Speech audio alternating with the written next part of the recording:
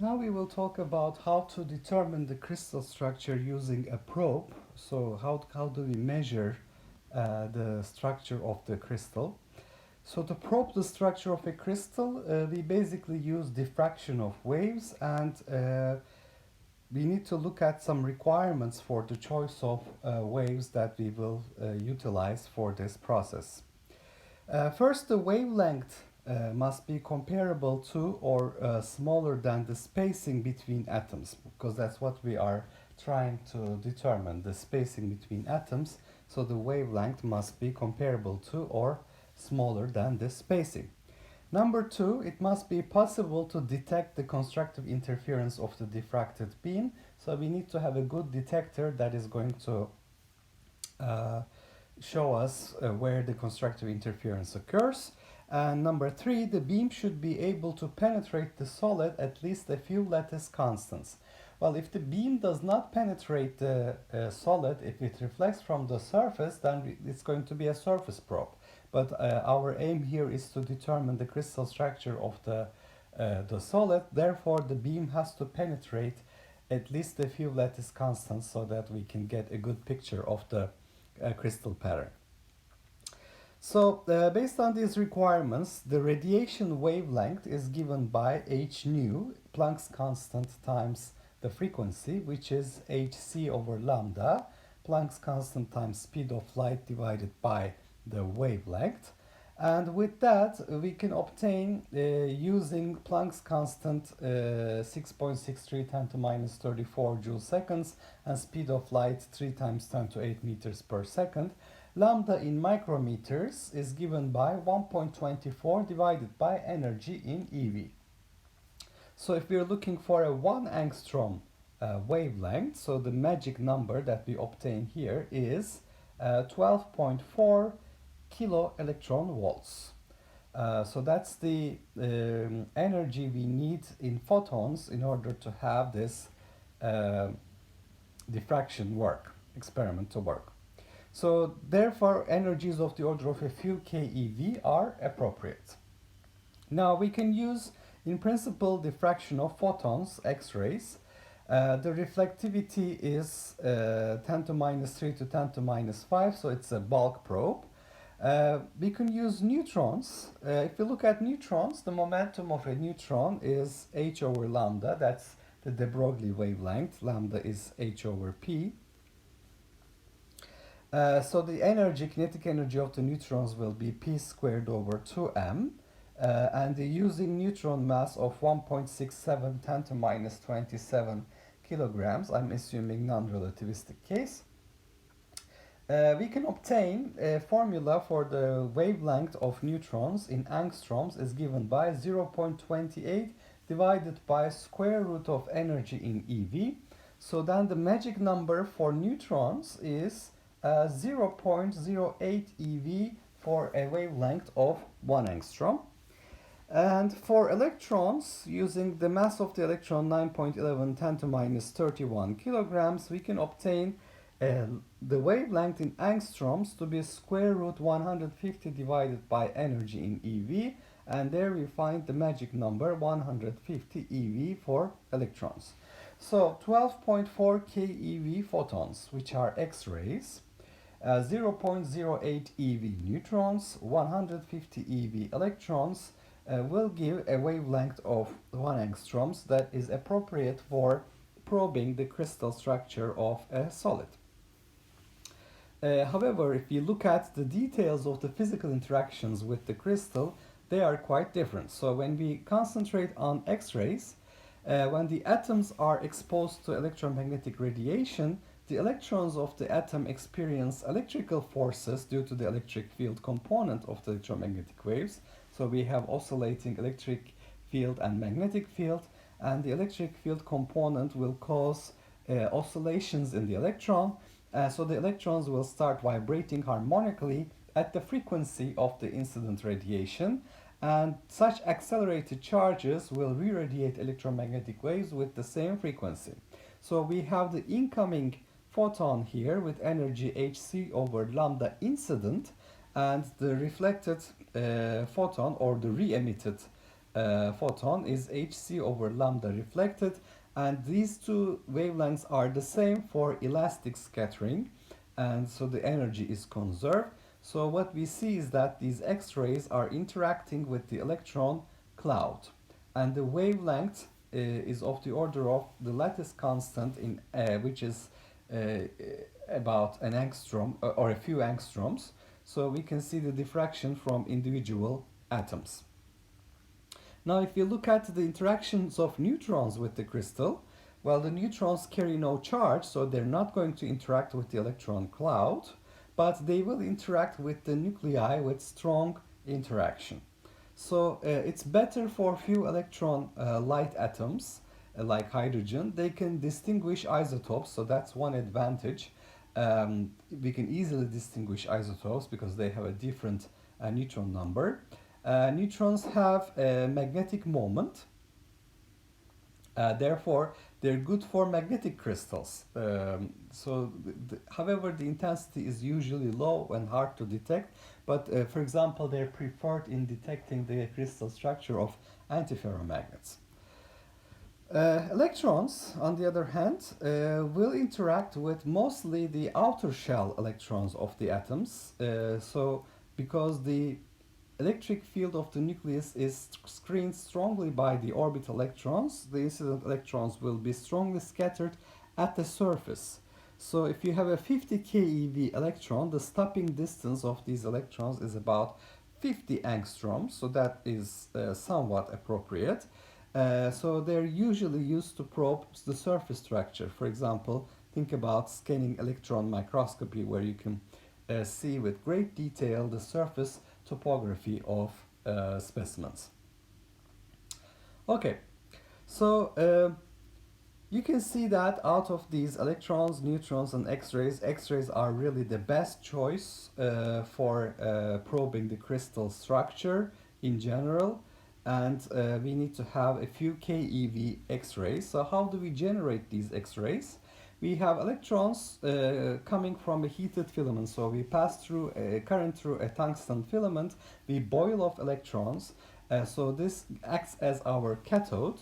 These electrons are accelerated with a strong electric field. So we apply a potential to the right hand side with respect to the left hand side, so that the electrons get accelerated towards the anode, and so they strike this metal target, which could be cobalt, copper, aluminum, molybdenum, etc. So different choices are possible.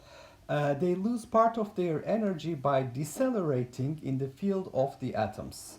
The electric field created by the atoms will cause some deceleration. So that's called Bremsstrahlung. It's a continuous spectrum. We see the radiation coming from deceleration of the electrons in the field of the atoms. They may also interact with atoms, leading to excitation of bound electrons. So the electrons will get excited from lower shells to higher shells, and they can relax. And the radiation given off during the relaxation of bound electrons gives us a discrete spectrum, because that's going to show us the discreteness of the energy levels. So this is due to electronic transitions between different shells. So here you can see we have an incident photon. The electron gets excited from a lower energy state to a higher energy state, and then when it relaxes to the lower energy state, it gives off an energy h nu. Now, the wavelength of this radiation will depend on the material. For K alpha radiation, it will be hc over the difference between L shell and K shell energies. And for K beta radiation, it will be hc divided by M shell and K shell energy difference. So if you look at this X-ray intensity as a function of wavelength, you can see this is our continuous background. So this continuous background here, this is Bremsstrahlung.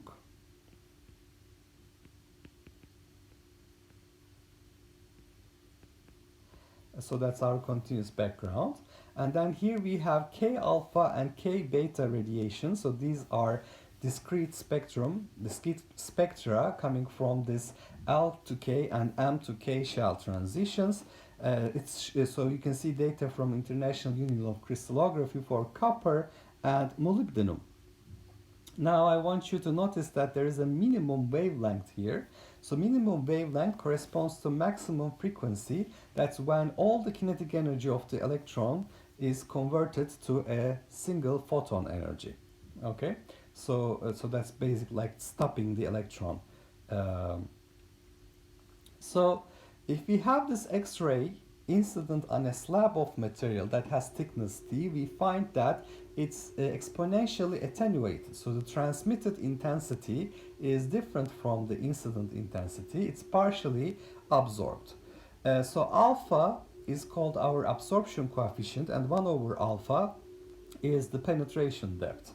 So the attenuation of the intensity is both due to scattering and absorption of the incident radiation by the atoms. Now, how does this diffraction process work? How do we get the crystal structure information? Well, we will start out with Bragg's law. First of all, these crystalline solids will have remarkable characteristic patterns of reflected X-ray radiation for certain wavelengths and directions. So we will determine, it's our aim to determine this pattern. So we have a crystal structure made of several parallel planes of atoms, and the distance between two parallel planes of atoms is d. And we have an incident X-ray that comes at an angle theta with respect to the surface, and it's specularly reflected. So it's a mirror-like reflection. And we see that the scattering is elastic, so it's elastic scattering of X-rays, so that the incident and reflected wavelengths are the same. So if I look at two parallel rays hitting this crystal, so the ray 1 hits the top surface, ray 2 hits the bottom surface. When I look at in the detector, so these go to the detector. So here I have a detector.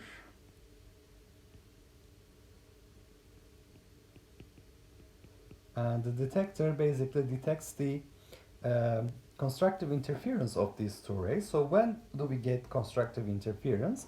Well, the path difference between these two rays, so here they have traveled the same path, and here they have traveled the same path.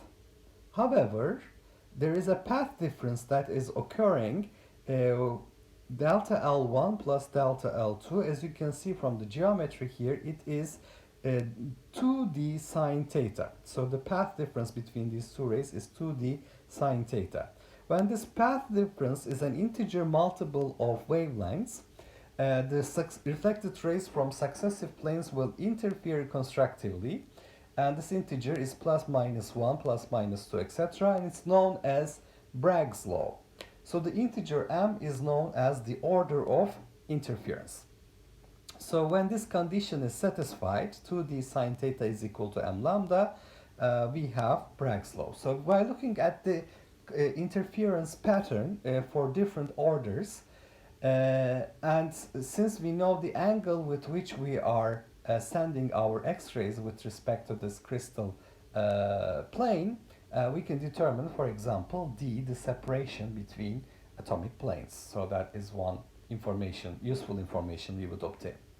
However, this Bragg law is oversimplified. It has some missing information. It says nothing about the intensity and width of the X-ray diffraction peaks.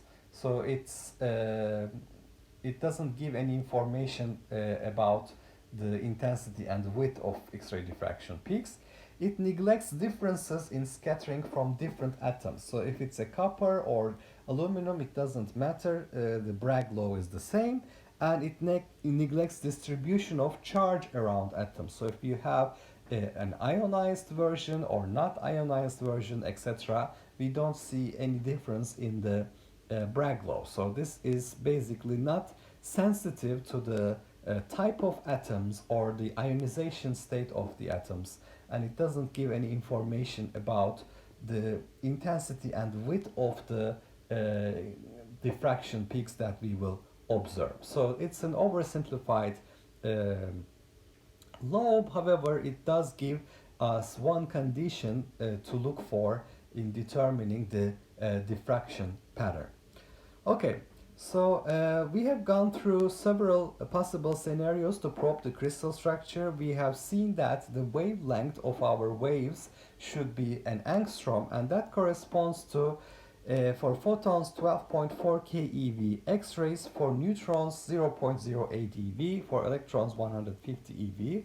However, we have seen that the interaction of the X-rays is with the electron cloud, so we get information as diffraction from individual atoms. Neutrons are mostly interacting with the nuclei.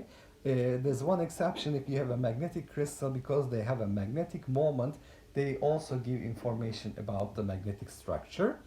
However, the intensity is rather low. Electrons, on the other hand, are a good surface probe because the interaction is mostly with the outer shell electrons of the host material. Okay, so our choice is most of the time X-rays.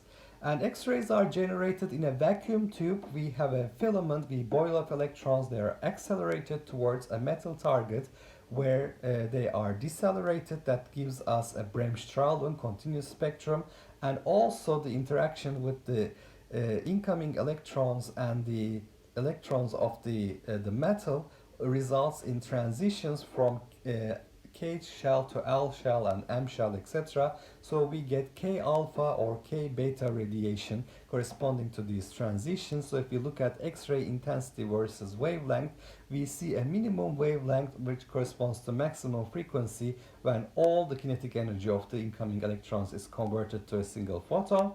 And then we have these sharp peaks corresponding to K alpha and K beta radiation. And this X-ray, when it is incident on a material, we have to be careful about the absorption process. There is a decrease, attenuation in the intensity of the X-rays as they are going through the material. So for the transmitted part of the X-rays, we have I0 e to the minus alpha t, where alpha is the absorption coefficient, or 1 over alpha is the penetration depth of the X-rays. But usually this penetration depth is quite high for X-rays, and therefore they are a good bulk probe. Okay, so however, this reduction in the intensity is due to scattering and absorption of incident radiation by the atoms. The condition for X-ray diffraction, the simplest way is to look at the Bragg's law. If you have two parallel planes, when the distance between the planes d and the incident angle theta satisfies 2d sine theta equals m lambda for specular reflection of X-rays from the crystal, and when the scattering is elastic, we obtain the diffraction condition where m is our order of interference. However, this does not give any information about the intensity and width of the diffraction peaks, or information about the types of atoms we are reflecting from, or the charge around the atoms, like is it ion